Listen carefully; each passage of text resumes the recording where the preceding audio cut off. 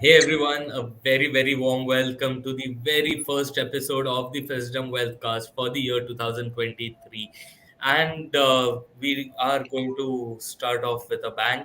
With us today, we have Niket Shah, who is the fund manager at Motilal Oswal AMC, running a couple of flagship funds for Motilal Oswal. So, Niket, a very warm welcome to the Fisdom Wealthcast.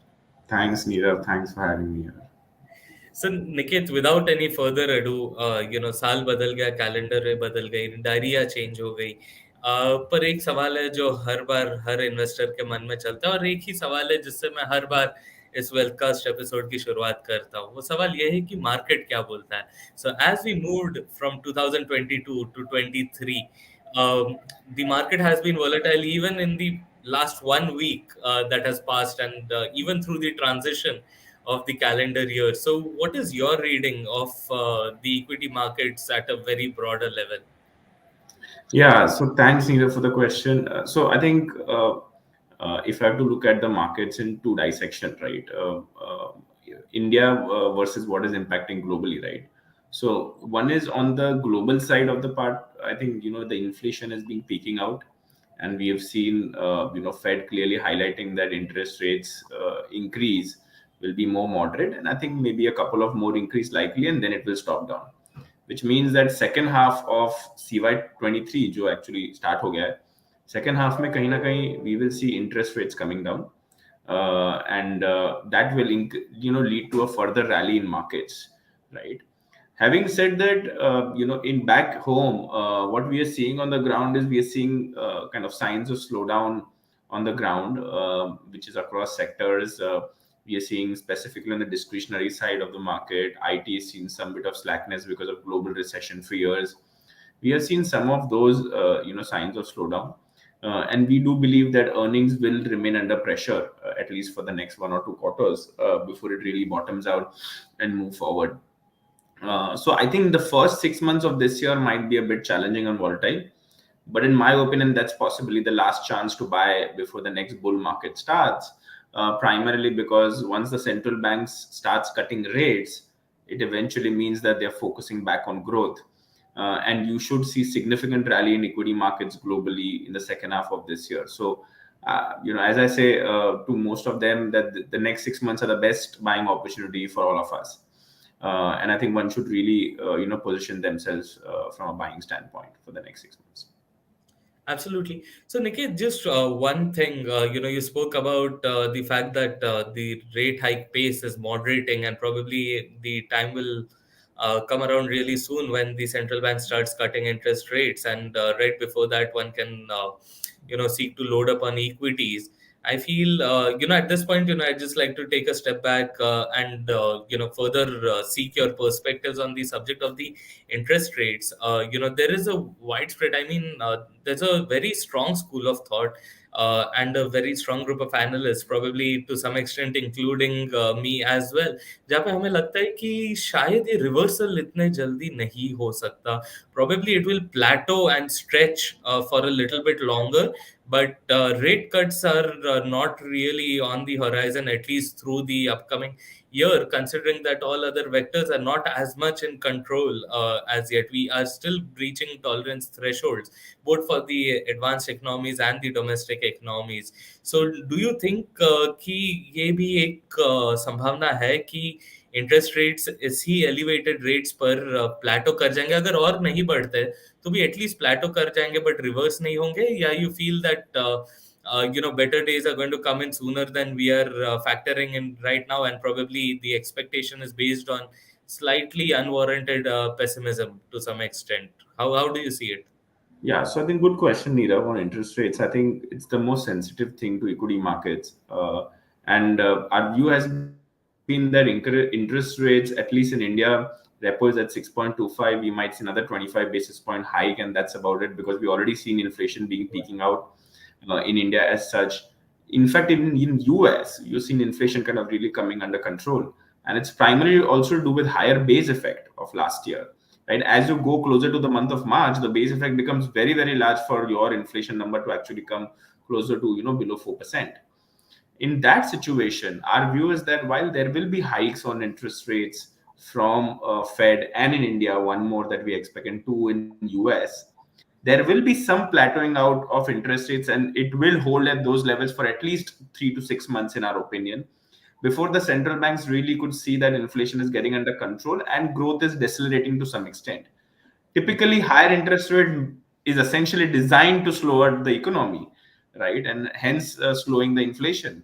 And hence, I think, once the Federal Reserve, as well as all the central agencies across the world, would look at growth slowing down, they would incrementally move to, kind of cutting rates. And in my view, it will be more like November to December of next year, which is 2023.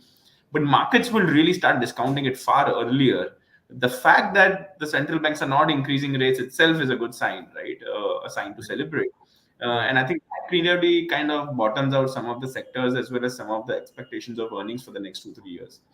But till that time, I think for the next couple of quarters, when the interest rate really moves up, complemented by some of the slowdown that we are seeing right now, there will be volatile period in markets for the next 3 to 6 months.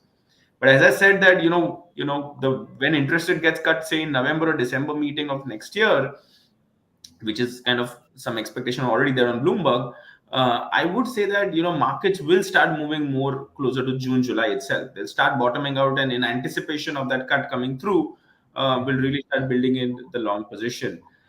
So I think one should really not wait for the cut to happen and then get into the markets. Slightly preemptive nature is more required here. And I think while we all know that couple of hikes from Fed and one from RBI itself should take care of most of the hikes as far as interest rates are concerned. And even if you look at the 10-year itself in US, or a 10-year bond in India, they've, they've peaked out much earlier than what this Yeah. interest are peaking out at. So I think the bond market is a big signal at all points of time. And the bond market is clearly suggesting that the inflation, the worst of the inflation, is behind us. We might see one or two more hike, but I don't think one should really get worried about it. Incrementally, I believe that market, the thing that we should all be playing for is at what bottom we should really start getting into the markets over the next I would say 3 to 6 months, because essentially we have to play for the interest rate cut cycle now. Absolutely. I feel that throws some wonderful light on the subject. That was amazing. Thanks a lot. It puts so much more, it puts things into so much more perspective. But इसी के साथ I'm also going to, pursue another hot topic, which has been quite sensationalized of late. So, there's a widespread understanding and belief also, that probably what the US Fed is doing, especially, in terms of elevating interest rates and the rest of the world following suit, etc. It seems to be a classic page out of Paul Walker's book of the engineered recession of 1971, wherein inflation had gotten out of hand. Obviously, the context was very different, but then a slight recession had to be engineered in order to ensure that the economy gets back into shape. And since then, like the Western economy of the US, for instance, has been growing with an in an almost secular trend, right? It has been growing, and has not really faced the problem of inflation in probably 4 decades at least, if my understanding serves me well. So एक ये माना जा रहा है कि शायद हो सकता है that the US Fed is trying to re-engineer something that could be similar to that of a recession. There are talks about the US slipping into mild recession, the UK contracting as an economy. The estimates are pegged around 1.25, 1.5 for percentage in terms of UK's GDP contraction. So there's a lot of talk about recession happening in the world, and worries that probably there will be some spillover on India as well. What's your take on this entire fuss around recession? So I think my view is that we might get into a mild recession, or probably we might not get into a recession itself. Now, this is a recession. Recession essentially means that the labor market is very weak at the Yeah. first place. But unfortunately, that is not the concern in US today. Labor market is absolutely hot. And for every two jobs, there is only one person available. So there's still a lot of opportunity, and a lot of the labor market in that sense continues to remain extremely strong. And hence, technically, while by design or definition we can call it a recession, but technically it's not a recession. Yeah.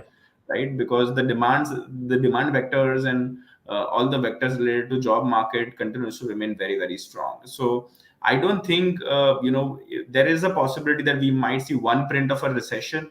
Typically, it's always said that markets bottom out when there is a print of recession, because that essentially means the central banks have to now move quickly. But my sense is that we might not get into a negative number. We might actually just come closer to the recession, but not. So I think I must really compliment Fed, because I think it appeared to be a situation where Fed was appearing to be behind the curve. But at this point in time, as things stand, it appears that there's a soft landing. They've managed the situation on inflation growth far better, and obviously job market as such, they've managed it far better. Having said that, if there is a recession, the second question that you asked, if there is a recession, does it have impact on equity markets in US and in India? For sure, it does have some impact on equity markets. That is what I think most of them are building in for the next 6 months. So my sense is that while a lot of people do ask me that there's been some decoupling between India and US recently. Yeah. Honestly, there isn't, right? From a headline number, yes, but if you look at sector by sector, it's not the case. If you look at our index, the weights of BFSI is very high versus IT, whereas in US it's the other way around. IT is more overweight. I mean, the weights of IT are far higher than BFSI, and IT, when it corrects there, say if it's 30%, it corrects there, it impacts the index far more versus a 10-11% correction on the contribution of IT out here. To that extent, I think if you look at apple to apple, there would have been correction sector by sector. But at the overall level, it appears to be India is outperformed primarily due to the fact that we had a higher banking allocation to our indexes. So that's not the case in US. So I think we have to dissect some of these things. But I think while the impact will remain and will happen across the world, including India, but it will be very, very short-lived in my opinion. Absolutely. So, Niket, that was going to be my follow-up question. Probably I'll give it some more direction and seek your perspectives on that as well. There's this talk about decoupling, right? And like you rightly mentioned, that we are believing that India has decoupled, not just from a broader index level, but also from an economy standpoint. There's a belief that India has really decoupled, and on the flip side we have the other school of thought which strongly suggests that it's probably just the Tina effect. There is no alternative sort of effect that's playing out, that probably India से अच्छा कोई अभी alternative नहीं है, इसीलिए जो सारा capital है वो इंडिया में फ्लो कर रहा है। और जैसे ही बाकी इकोनॉमीज रिसरेक्ट कर जाते हैं खुद को, जैसे ही बाकी emerging markets for instance China open up कर जाता है and gets back to business, then it probably witness an exodus of capital that it has been garnering at this point in time. There's also a school that says that is willing to believe that India valuations are far too rich at the moment to be sustainable. So what's your comment on that? What are your thoughts on that? Do you think India is too richly valued, and we're getting money just because there's no alternative, and we are as vulnerable as other things are when people back you when there's no other alternative? Or is this a much more structural story underway? Sure, sure. So I think you highlighted on valuation, which is I think a very important question in current environment. I think valuations are extremely on the higher side than what we've generally seen. Even if you look at Nifty earnings, right, the consensus are about 1,070 for 25. And given the earnings downgrade that we're seeing, assuming you settle at about 1,000, you're broadly at about close to 18 and a half times on Nifty earnings, right?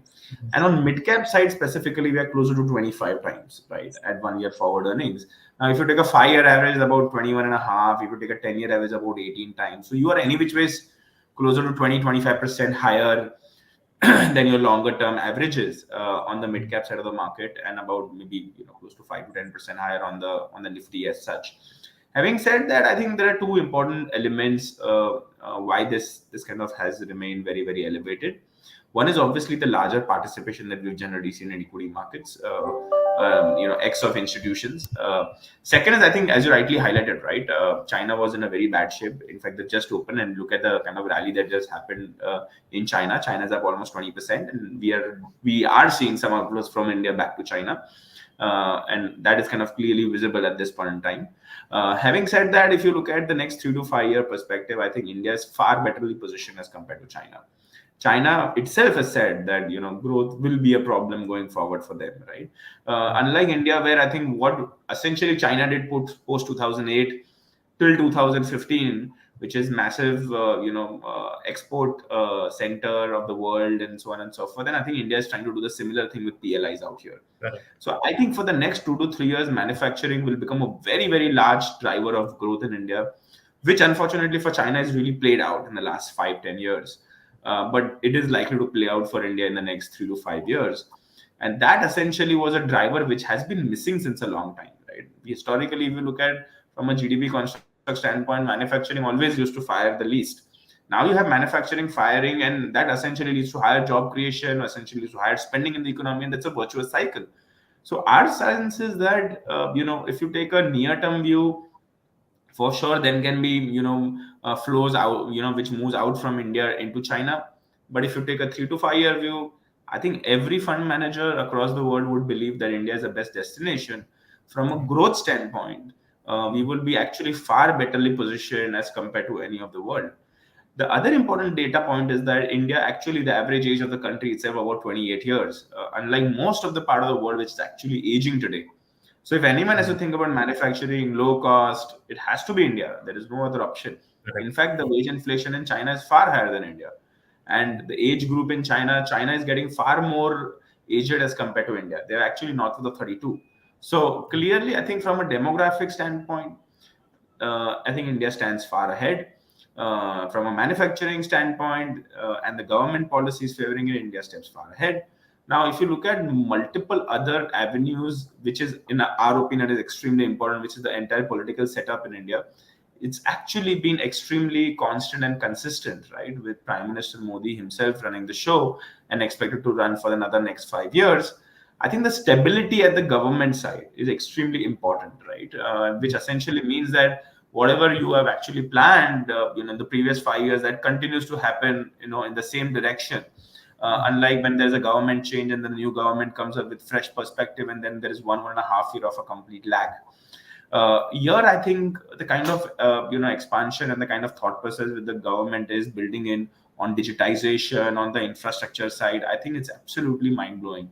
Look at the way digitization has really picked up in India on the UPI side. We are leapfrogging multiple years ahead as compared to Europe or any other emerging markets today. Right. So I think infra, uh, digitization, manufacturing, these three engines are, I think, continuously going to fire for the next 3 to 5 years, and which will lead to very high job creation in the system. Yes, there can be times where there will be 3 to 6 months of impact on inflation, on demand, which we are seeing right now, essentially likely on the lower strata part of the economy. The premium side of the market is not impacted, but the lower strata is impacted largely on account of inflation, which in my view course corrects typically in the 3 to 6 month period, as you kind of see inflation kind of coming down. Absolutely. So, Niket, you mentioned, obviously, while the elaboration in itself was great, you mentioned some very specific themes of, manufacturing, infrastructure, and digitization being the key engines to growth going ahead. And now that we have established that India is strongly positioned in the larger scheme of things globally, ये तीन तो theme हुए. If I have to dig deeper and ask you from your standpoint as a fund manager, you have seen cycles, you've seen various seasons, right? You're a veteran in the industry and others as well. So आपके हिसाब से going into 2023 ऐसे कौन से sectors है which will be in the first order of benefiting from this entire growth story that India is poised to undertake? So I would answer that question in two parts. One is slightly more near term, which is next 6 months, and then subsequently the 3 to 5 year view. Right. I think the next 3 6 months you would see FMCG, pharma performing far better than the broader market as such, because the broader market is really juiced out completely from an earnings growth standpoint and earnings upgrade standpoint. Having said that, I think when the markets will be volatile, some of these sectors will tend to hold, giving slightly more defensive nature of these sectors. Also, at the same time, there are some tailwinds on the sector side, right? So we are seeing some early signs of green shoot on the rural part of the market. inflation cooling off, which benefits some of these FMCG companies. The supply chain issues which were happening globally kind of coming off, the API prices coming down, which benefits the pharma side of the market. So I think pharma clearly, I think, will be one sector to watch out for as a kind of an anti-consensus one, because pharma has underperformed dramatically in the last 2 years of this entire rally. Similarly, FMCG has underperformed the last 2 years in this entire rally. So I think FMCG and pharma will make a slight comeback from an outperformance to index standpoint. Having said that, if you take the next 3 to 5 year view, I think this year, sorry, but just to continue on the first point, I think one important point, I think we believe that this year depends again on time to time basis. When you think interest rates have really peaked out, I think we believe IT will make a comeback next year. We've seen 1.5 year of consolidation in IT. Our sense is that IT will make a comeback sometime mid of this year, kind of bottoms out and be ready for the next leg of the bull market. So I think IT will make a comeback. Our view on financials has been, while credit cost has been lower, NIMs have been very, very high. I think we are getting into a situation where the best of the rally in financial markets or the banks has really kind of played out, right? From year on, at best you can get 10-15% compounding. So my bet would be that it's slightly completely anti-consensus is to move out of banks, move into NBFC, because the interest rate, when the interest rate cycle goes up, banks benefit, NBFC takes a knock, and vice versa plays out as well. So I would say that one should really position themselves more on NBFC, start moving out of banks to NBFC, start moving to IT, start moving to pharma. I think these will be the sectors to really watch out for. And and as I said, manufacturing is a theme which is far more secular. So I think for the next 3 to 5 years, you will continue to see significant amount of traction in manufacturing. Super insightful, Niket. At this point, I'd like to zoom in further and ask you probably something that's really close to you. You have been managing one of the flagship funds for Motilal Oswal AMC, the mid cap fund, right, and which has been performing really well across cycles. So, what is it that you seek to change in terms of your strategy in your mid cap fund? So in fact, let's start with your outlook on mid caps, right? How are you seeing it?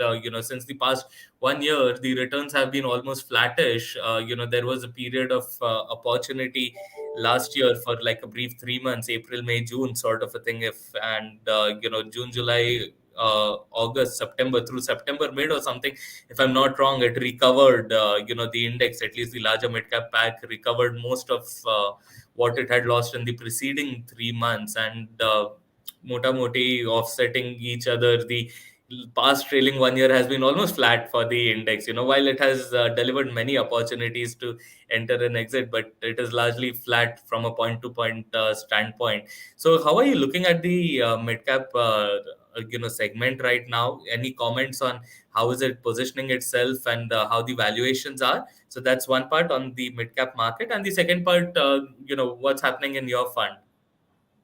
Yeah, so I think on mid cap side, clearly we should expect some correction coming up in the next 3 to 6 months, because valuations are expensive. Either there's a time correction or a price correction, but the valuation have to get adjusted to longer term means. And I think we should see that happening over the next 3 to 6 months. From the way of positioning, I think we generally don't take near term calls on sectors and so on and so forth. I think our view has been much more structural. We took off some money at the peak from IT and pharma post COVID. And I think we've been underweight on these sectors for quite some time. And I think we have started to build some positions in these sectors now. But I think our view is that we are moving more towards NBFC, moving away from banks. I think what is important is when you want to perform across cycles, across timelines, the portfolio cannot remain static, right? Yeah. Because every business and every stock will have a particular earning cycle with kind of really, there's a high growth and then there's a maturity phase and so on and so forth. So I think from a standpoint of portfolio management, I think portfolios never remain static, and it should not remain static for a longer period of time. You should move out from one sector to another or one stock into another where you think overvaluation is really playing out. Our view has generally been that we would see some weakness in chemicals, some weakness on the IT in the near term. Again, some weakness, on the banking side, at least in the next 1 or 2 years, as we get into a year of lower growth on credit growth cycle.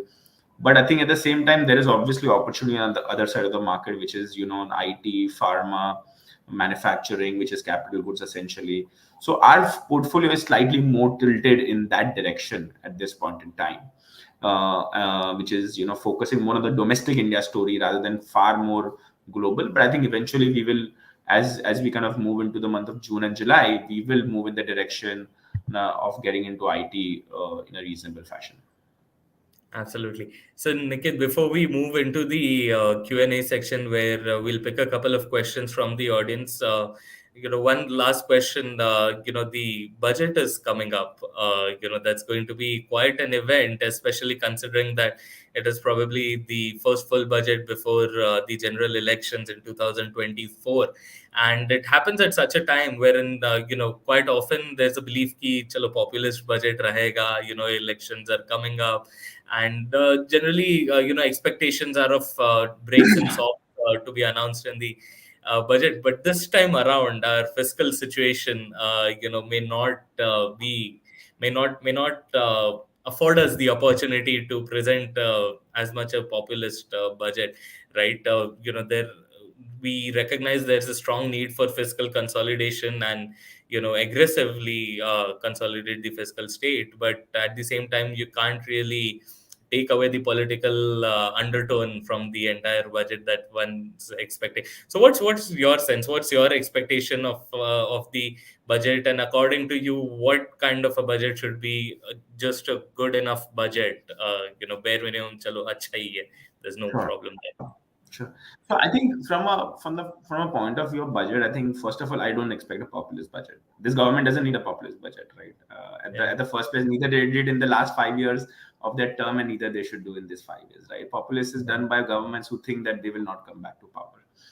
So at the first place, I think we've seen enough of evidence that this government doesn't, believe in the freebies and so on and so forth. They really believe in something which is the need of the hour and, essential for the economy to grow. On the fisc side, I think we are at 6.4%. We should move down to 6% next year. I think this year tax collections have been robust. Next year they have to move, slightly aggressive on the disinvestment side, which haven't happened this year. And I think that essentially means that fisc will not be under significant stress. At this point in time, current account deficit at 3% of GDP, which is slightly higher. And that is why you're seeing what is happening with the rupee as such. Within my opinion, as we get into next year, once global market kind of stabilizes and export really starts picking up again, with rupee being at higher levels, I think some of this will also get under control as we kind of get into next year. So I think both on the rupee side as well on the fiscal deficit side, I think the worst will be behind in the next 3 to 4 months. And I clearly see green shoots out there. But on the budget side specifically, I would really watch out for what they're going to do on the infra side. Second, I think the biggest important key element for me to watch out is what they're going to do on the defense side and the rural side, right? I think last year, if you look at, they're not given incremental allocation on the rural side of the market, and rural had got less allocation. I think this year, in my opinion, they will significantly ramp up the rural allocation to various schemes, which essentially means that rural is, where there will be significant amount of traction as we kind of yeah. really go into next year. So I would really bet that rural is where things will really start picking up, and you will start seeing spend coming back on rural. So anything which is to do with rural will see some more support clearly from government side in the budget part of it. Second, I said, is infra. Third is defense, which is, I think, clearly going to see some increase in allocation. On the other side, we will see some decline in subsidies because raw material prices have come off. So some fertilizer subsidies will see some correction from that standpoint. So I think will be essentially a couple of things to really watch out for. Absolutely. So, Niket, let's just hope for a great budget. I feel that's really going to tie things into a nice knot, at least to some extent. We really need a prudent budget more than anything else. And it's okay if you may be happy or sad at the moment, but whatever is required for the larger good. That's extremely important. So, Niket, with this, we will glide right into the Q&A. There are quite a number of questions, but guys, considering the time that we have, I will pick a couple of them only. The rest of you can write to research@fisdom.com, and I'll try my level best the team here tries and helps you out with your concerns. So, Niket, back to you. One question. I'm sure many investors have this question. We have been receiving it. So the question is that broader market indices are going higher and higher by the day. But my SIP returns, especially in the past 1 year, is looking very low. I am wondering if I should be regretting doing this SIP. Yeah. No, I think it's a fair point, and I think it's also to do with the mix of the portfolios that we all have managed over the last 10 years, right? So, historically, what has really helped worked out in the last 10 years, right? This the consumption thing really played out. Manufacturing never played out in the last 10 years. And the PSU pack, the entire government basket pack, and then I add the Adani pack into it, was never even considered as investable in the last 10-year period. Both of that has really started to play out in a material fashion, which is the Adani Group stocks. We've seen massive rally in the last few years post COVID, and then there has been a significant amount of ramp up on most of the government names, whether it is defense names or whether it is PSU bank names, and some of these names are where entire market would have remained underinvested given the past, right, which has actually happened. So that is one important reason why there has been slightly underperformance, and some of the high quality names, high growth names, essentially are taking a bit of a breather at this point in time given the high valuations. And obviously the market has so many other options to invest today, right? Because the market is the breadth of the rally this year, at least in my career of 10-12 years, I've never seen such a breadth where across timelines, sector after sector, have really gone off the roof, right? No one thought defense would go on the roof so quickly, and so is the case with PSU banks. So I think the rally has been very, very broad based. Some of them are investable, some of them might not be investable, and to that extent there can be some impact. The second important point is that, again, on the mid cap side, right? So valuations in mid caps and large cap across a lot of the high quality names have become very, very expensive. And that's where I think my sense is that all of this will course correct over a duration of next 6 to 9 months, right? Because if the growth really continues in some of these high quality names, essentially it also returns into stock price returns, right? So if there's a company A which grows at 30%, assuming P multiples remaining constant, you will see 30% growth in stock price eventually, right? So I think there can be near-term impacts on the markets, primarily due to the mix and the sectors which really go up. And sometimes they are not great quality names as such, and hence I think there can be some underperformance. But I think one really take a 3 to 5 year view. I think it all reverses back to the mean, and you will see some course correction clearly playing out as well. I hope that really answers your question. I could sense some sort of pain in the question itself. I hope this has alleviated the pain to some extent. So, Niket, the next question is also a very interesting one. The question is around allocation towards mid cap. So, the question says, I want to allocate towards mid cap aggressively. I am a long term investor, but should I choose Motilal Mid Cap 30 or the Motilal Mid Cap 150 index? Yeah, so I think India, in my opinion, is a market which is under researched on the mid cap and the small cap side, unlike large cap, which is over researched. So there's a significant amount of opportunity for alpha generation for active fund managers. If you look at our return itself, our last 2 year alpha has been about north of 25%, which essentially is completely driven by bottoms up approach on stock pickings. Uh, Having said that, when you look at the index part of the market, the index, when you do a passive investment on the index, it doesn't mean that if the index goes up 10%, you will get 10. You will get far less than 10 because there's tracking error to that as well. And in mid caps and small cap, to execute some of these transactions becomes slightly more tougher given the illiquidity in the market that we generally have compared to global markets. So I would strongly urge you to look at mid caps on the active side, whether it is my fund for sure and most of the other funds. For us, the performance is in public domain. That on 1 year basis, we are right up there. We were in fact first or second rank on 2 year basis, 1 and 2 year basis. On 3 and 5 year, again, we are in first quartile. So our 5 year return has been extremely positive, about 1.5% alpha on a 5 year basis. We believe that we should continue to do that. There can be, as I said, near-term hiccups where we don't have certain sectors where we invest. From a quality standpoint, we would take some hit in the near term, and then I think as the mean reversion happens, those benefits come back. Having said that, I think one thing which we have to keep in mind is, if you look at 2004 till now, 2008 till now, 2012 till now, on every date, mid caps have actually performed far better than small cap and large cap. In fact, mid cap is the best performing index in India. Right? It's Yes. not even the small cap, it's not even the large cap, right?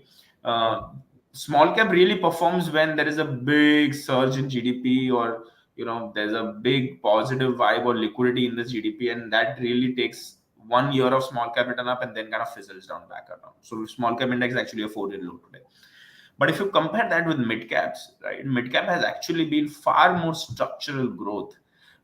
If you look at from 2012 till now, I was just calculating, mid caps have given, I think, 6.2 or 6.3 times return, versus large cap, which is at 3.5, and small cap at 4 times. So I think at far lower risk, you get far higher return in mid caps versus small cap and large cap, right? And its primary reason to that is that mid caps are actually companies which are in high growth phase, right? Correct. Which have the ability to withstand shock in the economy, right?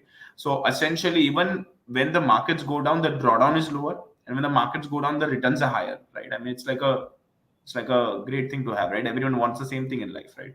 Lower drawdowns and higher upsides, right? Yeah. And we've seen that playing out with mid cap on the index side, and even in mid cap stocks. Essentially, we've seen that playing out, over the last multiple years. So I think mid cap is the best category itself to invest.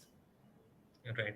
So, Niket, that's the last question we would be taking for today. Guys, reach out to us at research@fisdom.com if I've missed out on your question, and we'll get in touch. So, Niket, this has been quite a power-packed conversation, super insightful. We spoke about a variety of things, probably starting about the state of the world economy to the Indian economy to mid-caps at length to sectors and the budget. I feel you have shared some really wonderful and valuable insights. There's a lot I learned today, and I'm sure all the viewers also have something to take back from this, and something really valuable to take back from this conversation. So thanks a lot, Niket, for your time and your insights. I feel it is extremely valuable, and I'm grateful that you were willing to share all of this, and in the highest spirits also. So thanks a lot, Niket. Thank you so much. Thanks for having me here. Thanks, Nirav. Thanks everyone for logging in. Thank Thank you. you.